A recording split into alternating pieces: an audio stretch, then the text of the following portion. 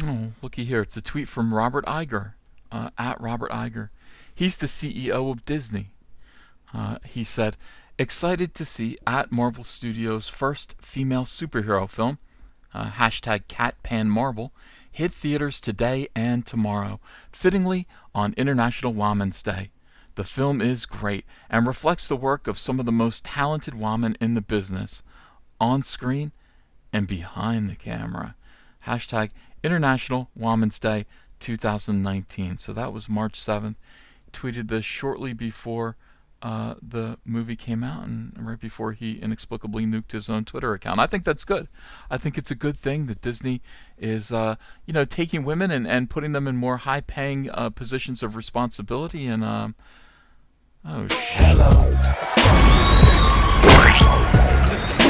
Thanks, I started this and it's the thanks I get. Well, hey, if you're new here and enjoying the content, please take a minute to hit that subscribe button. Join us. Thank you.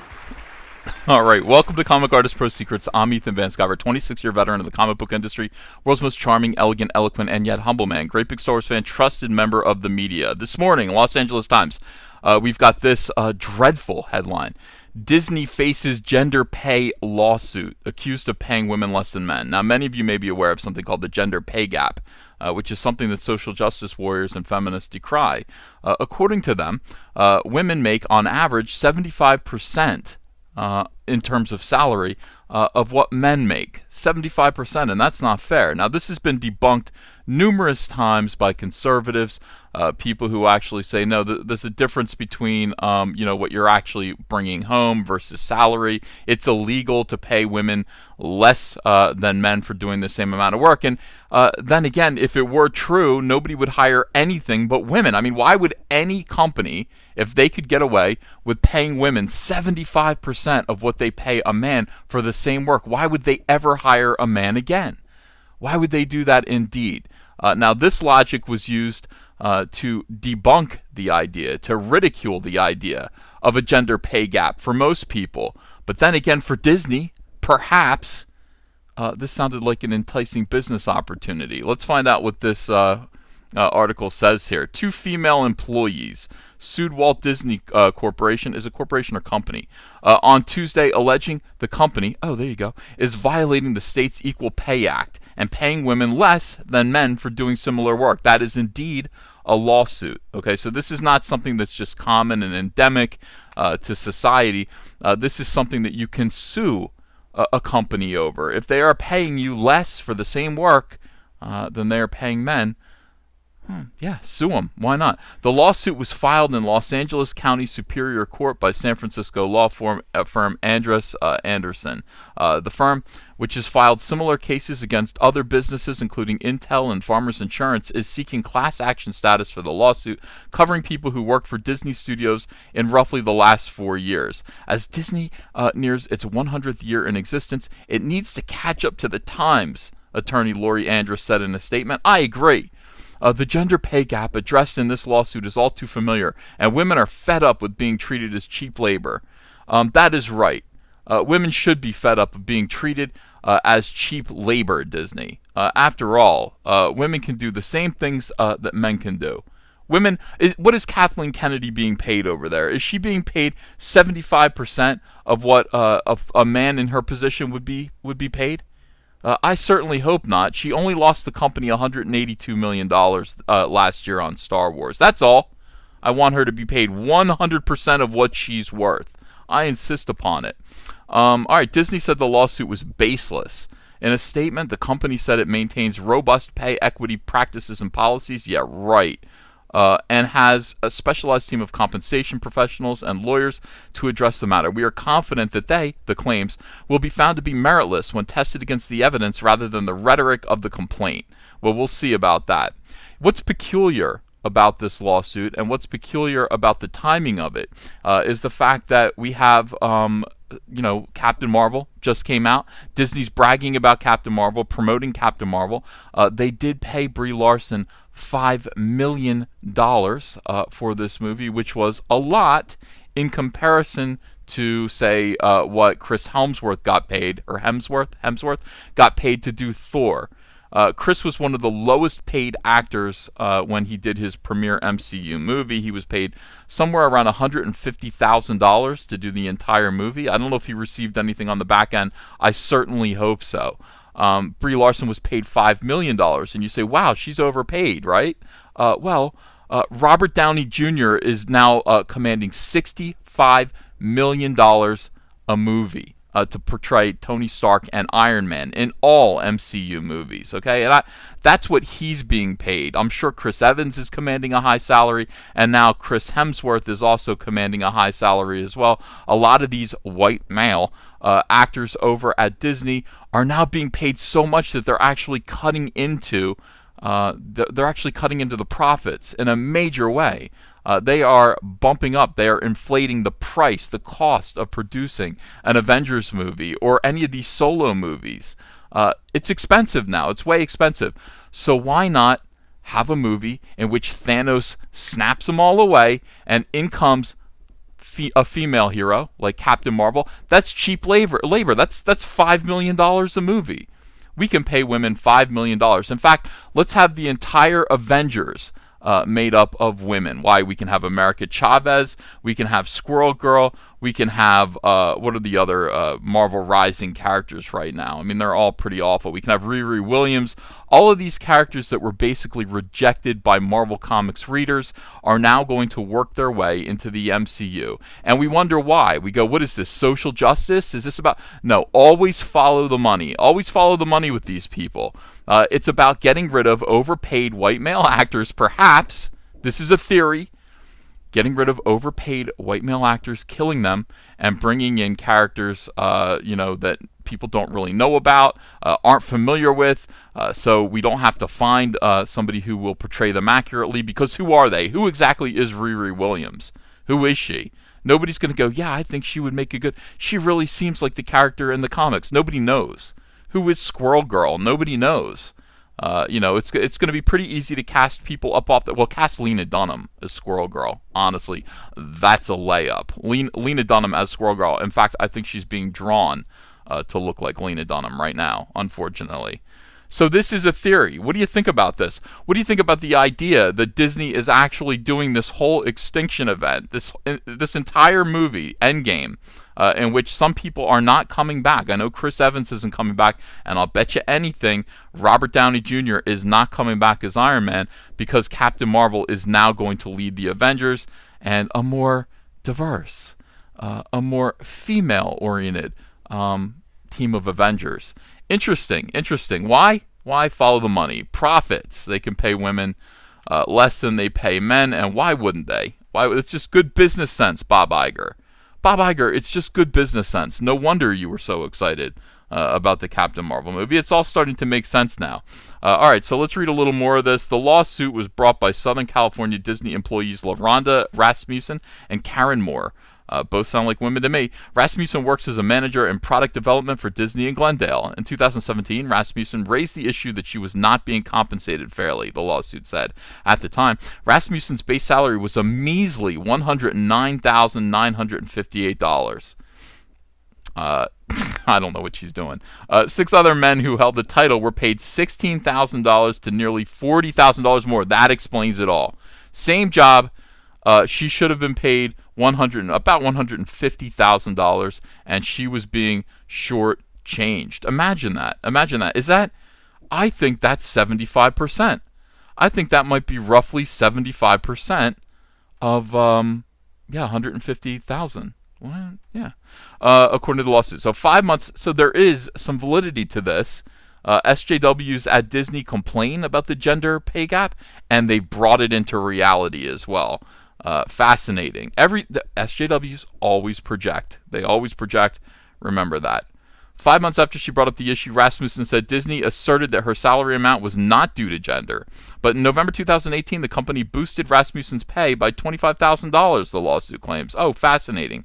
Even with the pay adjustment, Rasmussen believes she is still making less than men doing similar work. So they met her halfway. Fascinating. Why would they do that if they knew they weren't guilty?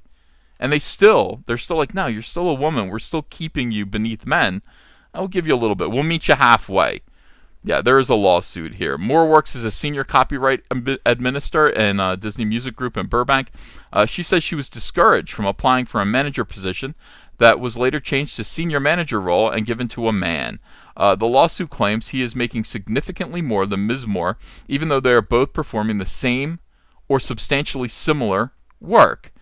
Businesses have expected more lawsuits regarding compensation to pop up after a tougher pay equity law was signed by the governor in 2015. The law requires companies to pay women and men equally for similar work, of course. So the gender pay gap does not exist. It's illegal. It can exist. And where it does exist, it's by SJW male feminists, apparently in high positions in gigantic corporations that feel like they can get away with it. And when they accuse others of doing it, it's because they're doing it themselves in every single case. Already, companies including Google have faced lawsuits alleging pay discrimination against female workers. Another SJW organization. Earlier this week, 13 companies, including Apple, AT&T, Salesforce, Airbnb, signed up to participate in a state initiative promoting equal pay, agreeing to a company-wide gender pay analysis. I think that it's about time for that. And I think it's about time that Disney consider, women are not cheap labor. Okay, you're not going to get away with, changing the face of your pop cultural entertainment, your movies, your TV, everything that you're doing, by putting women in the lead, putting women up front, hiring women, getting rid of men just to save money. It's about time that people confront them about this and say, no, if you want women, you're going to pay them the exact same amount of money. Now, what's funny about this is that women think that Disney is on their side somehow. This is a societal shift based on social justice and not just profits. Data Racer 117 put out a great tweet. He said, look, Star Wars fandom 2009 versus 2019. Here we have a picture of a very happy and healthy fandom, boys and girls, both normal, and a nice healthy mix. And over here you've got all SJW third wave feminist women with snotty looks on their faces and colorful hair. Which do you think looks healthier? Which do you think looks like more fun? He points out. And the reaction is, yes, we kill all men and society is better without you guys. That's not nice. Over here, much cooler on the right. The group on the left are fucking nerds, says this person. Over here, white men are big mad that movies are no longer made for them. Let women, POC, and LGBTQ people enjoy movies that they can see themselves in. Hey, get a mirror. That's right. And here we go. No man in sight. That's growth, says this person here.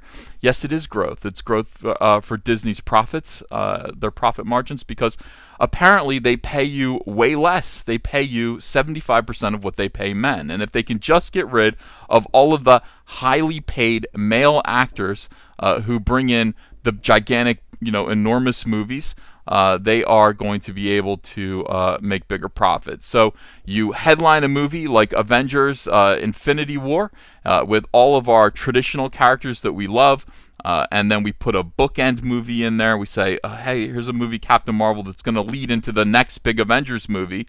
That movie, of course, makes $1 billion. People anticipating, cannot wait to see the next Avengers movie, and let's see if we can get you accustomed to this weird Brie Larson woman. And then we put her in the next Avengers movie. And this is all sleight of hand. We're going to make the beloved cast of the Avengers disappear. And all you're going to have left is Brie Larson. No man in sight. And yes, indeed, now we can start to put in all these other weirdo SJW Marvel characters that have been rejected in the comics. And if we can pay them less, if we can pay them 75% at top rate, top salary that we paid Robert Downey Jr., we're going to make even more money off these multi-billion-dollar movies. And yeah, you better believe it. Avengers Endgame is going to make, it might even make $3 billion. It's going to be crazy. It's going to be the biggest movie of all time. Disney's not stupid, but they are occasionally corrupt and cynical. Oh my God, women like Star Wars. It's the end of the world. How dare they like a franchise made only for men? They like them here too. All I'm saying is this, ladies, you're being duped. You're being used, and it is kind of funny. All right, everyone, thank you so much for watching this video. If you like this video, please hit like, hit subscribe, share this video, and double check to make sure you're still subscribed. YouTube is unsubscribing people at random. It's some algorithm flaw. Make sure that you are still subscribed. Also, back Cyberfrog Blood Honey. The link is below in the description. It's my Indiegogo comic. It's still the biggest crowdfunded comic book of all time, and there are some newcomers coming up who are getting pretty close, and that's great for everyone. But Cyberfrog is still the reigning champion. Back the book. The link is in the description below, and I will see you guys later with another video. Hey, I got a P.O. box. Want to send me some mail? Send it to Ethan Van Sciver, P.O. Box 607, Marlton, New Jersey 08053, and I'll probably open it up on the live stream. Thanks very much, everyone.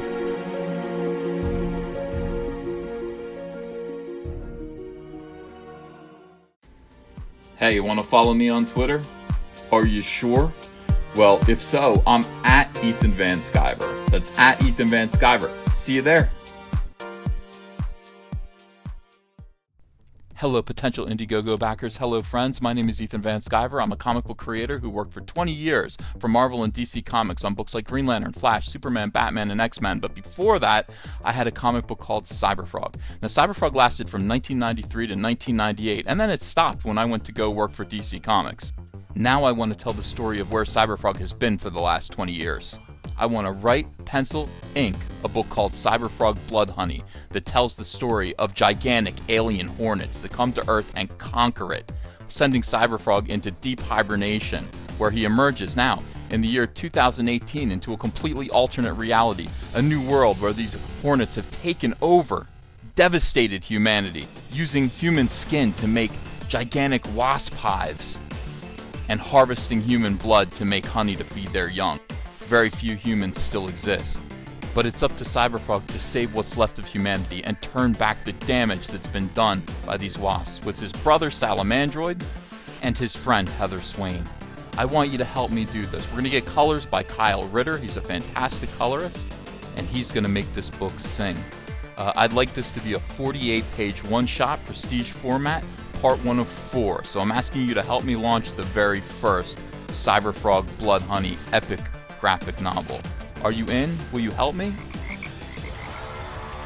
I hope so. Let's get this frog jumping again. If you enjoyed this video and want to become part of this community, subscribe to this channel by clicking the laughing man face logo right on your screen.